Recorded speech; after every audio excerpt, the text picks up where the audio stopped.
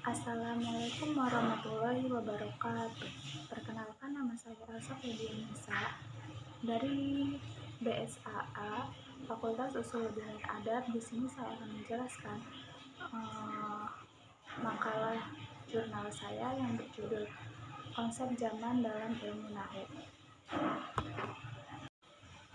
Yang pertama, pendahuluan, yakni bahasa merupakan alat komunikasi yang memiliki peran penting dalam usaha, baik dalam usaha manusia, dan tujuannya itu untuk mewujudkan solidaritas sosial di antara sesamanya. Struktur dasar bahasa meliputi beberapa bentuk kaidah, kaidah sistematis seperti al-aswad, al-sorof, nahu, dan al-dadali dan al-dalali. Keempat dasar tersebut itu memiliki keterkaitan atau mempunyai hubungan kategori, baik dari fungsi dan peran dalam struktur bahasa yang merupakan kesatuan bahasa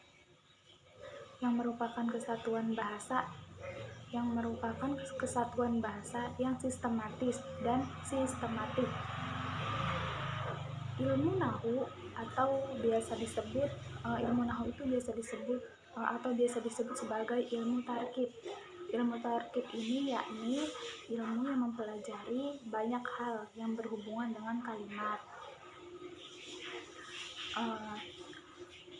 Terus dikatakan dengan istilah ilmu tarkib, yakni karena ilmu ini merupakan ilmu yang mempelajari tata cara mengorganisir kata dalam suatu kalimat. Terus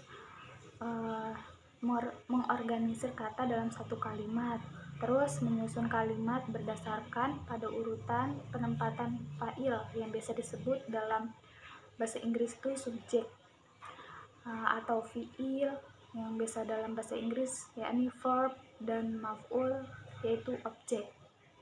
Yang kedua, kita lanjut ke pembahasan. Yang pertama, pengertian fi'il atau verb.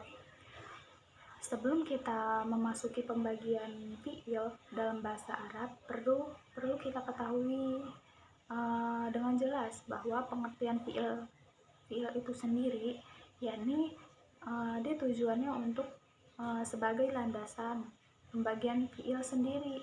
Fi'il dalam bahasa Arab sebagaimana dikatakan oleh Imam Sibawi dalam karyanya Alkitab yakni fi'il itu suatu perbuatan yang memiliki keterkaitan dengan zaman secara mutlak dengan beberapa sigoh tertentu. Jadi zaman secara mutlak itu meliputi beberapa sigoh tertentu, yakni untuk menunjukkan zaman berlangsungnya perbuatan tersebut. Yang pertama sigoh fi'il, menunjukkan masa lampau. Yang kedua, yang pertama tadi fa'ala, yaitu menunjukkan masa lampau. Yang kedua, yaf'ilu, yaitu mengacu pada masa sekarang.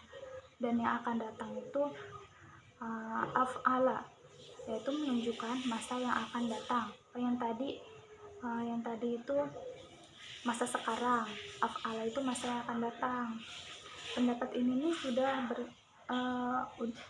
menurut kesepakatan para ulama nahwu, atau bisa dikatakan sebagai pendapat yang paling benar tentang pengertian fi'il. Yang kedua, menurut Taman Hasan, yakni sebagaimana dikutip oleh Uswatun Hasanah, bahwasannya fi'il dalam kaitannya dengan kala atau waktu terbagi menjadi dua sudut. Terbagi menjadi dua sudut pandang.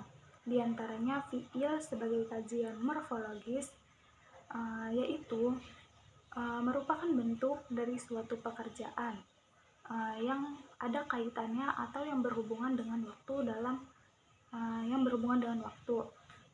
dalam kajian morfologis ini, Fi'il itu terbagi lagi menjadi 3 macam, sebagaimana yang disebutkan oleh Imam Sibawi. Di antaranya yaitu fi'il madi yang menunjukkan, ini sama yang kayak tadi di atas ya, fi'il madi yang menunjukkan suatu pekerjaan sebelum pembicaraan itu terjadi. Sedangkan ada fi'il mudhari yang menunjukkan pekerjaan pada saat pembicaraan itu sedang berlangsung atau sesudahnya. Dan yang terakhir yaitu fi'il amar yang menunjukkan suatu permintaan seseorang atas terjadinya suatu pekerjaan pada masa yang akan datang. Dan yang kedua itu menurut yang tadi itu fi'il sebagai kajian, yang keduanya fi'il sebagai kajian sistakis. Kajian yang kedua itu kajian fi'il secara sintaksis, yaitu merupakan bentuk dari kajian fi'il yang ditinjau dari keadaan fi'ilnya, baik dari fi'il madi, mudhari maupun amar. Setelah fi'il tersebut terangkai atau tersusun dengan kata bentuk ataupun partikel yang lainnya, sehingga fi'il madi itu kadang-kadang menunjukkan masa yang akan datang ataupun sebaliknya. Yang ketiga itu berkaitan dengan asal mula fi'il. Nah, ini yang terakhir ya, berkaitan dengan asal mula fi'il itu sesungguhnya Imam Sibawi dalam pendefinisian itu sudah menafsirkannya dengan secara mutlak, secara tersirat, menyebutkan pendapatnya dalam mazhab Basrah bahwa fi'il berasal dari masdar. Dengan kata lain itu masdar merupakan asal mula fi'il. Jadi masdar itu merupakan asal muasalnya fi'il. Mereka mengajukan dalil bahwa masdar juga mengandung makna perbuatan sebagaimana fi'il. Tapi masdar itu tidak mengandung makna kurun waktu tertentu. Jadi dapat disimpulkan bahwa di sini masdar lebih umum, yakni mutlak, daripada fi'il lebih khusus, muqayyad. Jadi mutlak itu umum, muqayyad itu khusus. Imam Sibawi menambahkan bahwa kana tidak mengandung makna perbuatan, tetapi tetap dianggap sebagai fi'il madi karena si kana itu terbukti dapat menerima fi'il atau tanda-tanda fi'il madi seperti pada umumnya. Sebelumnya saya di sini sudah menjelaskan tadi beberapa pengertian konsep zaman dalam ilmu nahwu, dan sekarang di sini saya akan menjelaskan kesimpulan dari yang tadi saya baca itu. Yang pertama, perlu kita ketahui secara jelas bahwa pengertian fi'il itu sendiri yakni sebagai landasan yang berpijak. Maksudnya itu pembagian fi'il itu sendiri dalam kajian morfologis ini terbagi menjadi 3 sebagaimana disebutkan oleh Imam Sibawi. Yang pertama itu fi'il madi, yakni menunjukkan suatu pekerjaan yang sebelum pembicaraan tersebut itu terjadi. Dan yang kedua fi'il mudhari, yakni menunjukkan pekerjaan pada saat pembicaraan sedang berlangsung. Dan yang ketiga itu fi'il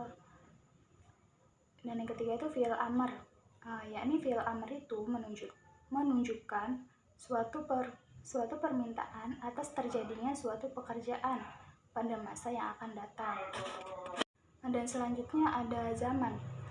Zaman dalam bahasa Inggris dapat diartikan sebagai tense, tetapi tidak mengacu pada zaman yang berarti time, tetapi maknanya lebih kepada bentuk-bentuk al-maqulat atau an-nahwiyah yang menggunakan fi'il atau verba ataupun sebagainya yang mengandung unsur-unsur verba, dan dia itu menunjukkan suatu kejadian yang berhubungan dengan zaman di mana kejadian tersebut.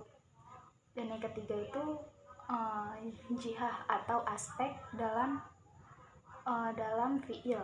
Dapat disimpulkan bahwa